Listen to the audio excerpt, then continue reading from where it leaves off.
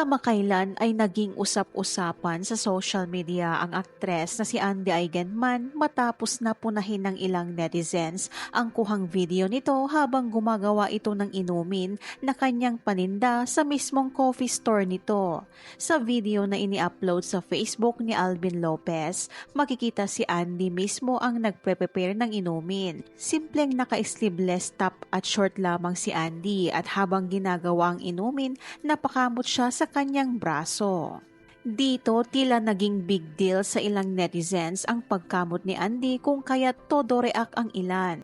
Hindi mo ako mapapabili ng pagkain pag ang nagsiserve naka-sleeveless. Wala na ngang hairnet, naka-sleeveless pa at may kasama pang kamot. Hahaha.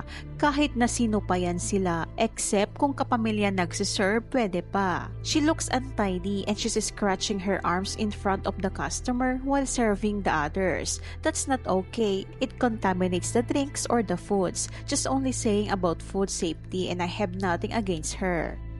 Alam kong di ko deserves mag-inarte at di naman ako maganda pero yung pagkakamutan ako ng harap-harapan at ganyan ang suot, wag na lang magkape.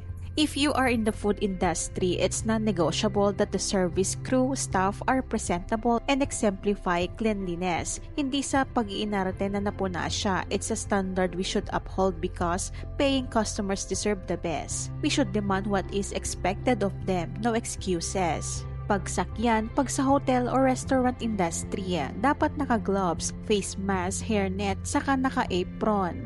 Okay lang naman maging simple, but in the customer service perspective, sana may appropriate outfit naman, Andy. So much so that you're the CEO and your celebrity just a constructive comment.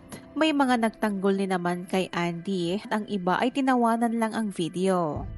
Kahit anong suot niya okay lang, nasa Siargao siya malapit sa dagat at saka di naman kayo pinipilit bumili or pumunta dyan. Dami niyong hanash, naghahanap buhay yung tao at di nagnanakaw, masyado kayong malilinis at magagaling.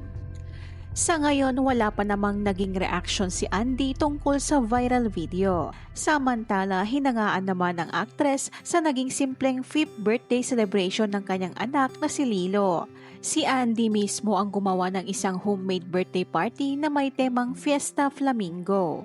Sa isang Instagram post, ikinuwento niya na ginaya at inalala niya umano ang yumaong ina na si Jacqueline Jose na laging ginagawan siya ng homemade birthday party noong bata pa siya, kasama lamang ang pamilya, pinsan at mga kaibigan. Saad pa niya ay nais din niyang maranasan ang mga anak niya ang naranasan niya noon sa kanyang ina.